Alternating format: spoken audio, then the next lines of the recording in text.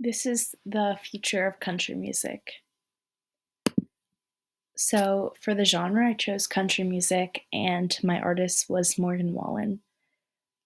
This project signifies the growing outreach and likability that country music has grown to become over the past decade.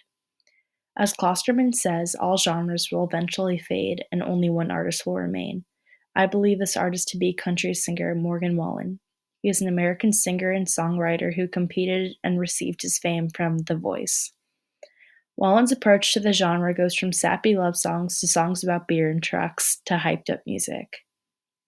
He has a fan base of over 1,705,956 fans just on Instagram alone.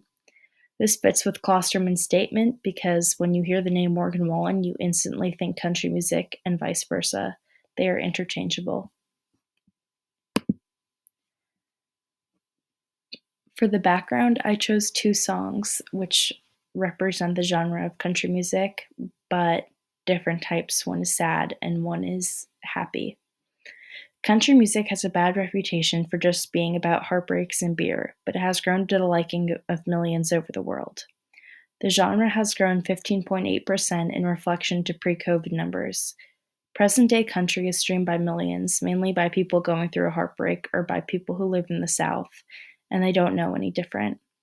I know that at least a quarter of the people who live in Rumson alone love country music, Wallen especially, which is why I think the outreach and effect that country music has on just teens alone has grown significantly. Country music was first popular in the 1980s with only about 700,000 listeners and has now grown to millions of subscribers.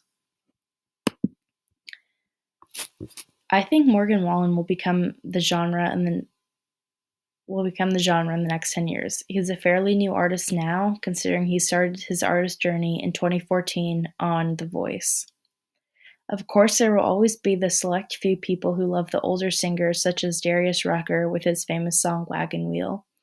But Wallen's fame has grown so largely in the past 7 years that he is projected to be the lead country artist in the next 5 years.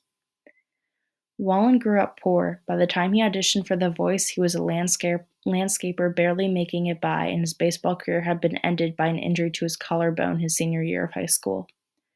When he went to LA as a part of the show, that was his first time in all his 20 years that he'd ever been on a plane. This makes it. Sorry, I forgot what I was saying. This gives him a different perspective on life as opposed to other country singers. Another artist that might be in the race with Wallen as leading this business for future generations is country singer Luke Combs. He sings all different types of country as well and has a fan base close to Wallen's size, but he is not quite at the popularity level that Wallen is. And lastly, for my conclusion, in 300 years from now, I think country music will be lost. I think with all the new technology we will have uncovered by then, that it would be very unlikely to have music about drinking beer and getting your heart broken still be popular. If country music is still remembered by then, I think Morgan Wallen will go down as one of the greats in history. He has true grit, and his artistry style and raspy voice cannot be duplicated.